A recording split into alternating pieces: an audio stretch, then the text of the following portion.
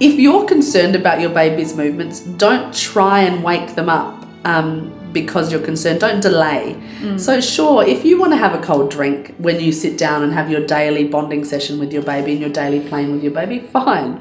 But don't go and have an orange juice or a cup of ice or a cold drink to try and actively get your baby moving. Because like you said, is ice still ice by the time it gets to your belly? No. So it doesn't actually make sense. And in the same way, we must know as well that a baby doesn't slow down. You know, it's like saying, okay, well, you're sitting in a bath for today, and for the whole day today, because you're in your third trimester and you're like this, and you really want to kick and punch. You're still going to kick and punch, but you physically may not be able to swing your arm out. So you're actually moving your whole elbow, your whole body. So in actual fact, as the pregnancy progresses and the baby gets bigger, the movements should be stronger, and the activity should remain the same. The regularity should remain the same. The feeling should be stronger. The only thing that will differ is the type of movement the baby might make. So early in pregnancy, you know, it might be like a little tickle or a flutter, and that's something that only mum can feel.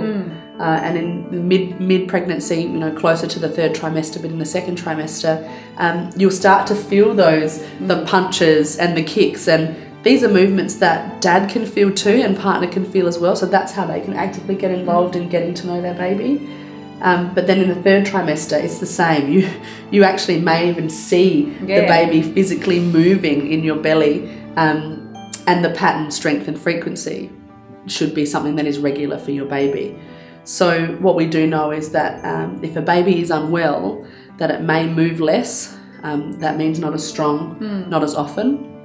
And then there's also the other side of it, that if it's unusual for your baby, so if you feel anything that scares you, that's frantic movement, sudden increase in erratic movement, that, you know, is almost like your baby wanting to jump out, that's reason to also call, because it's different for what's normal for your baby. So it's really important that we actively get to know who our baby is, so that together as mum, baby and clinician, we can know how the baby's going. Absolutely.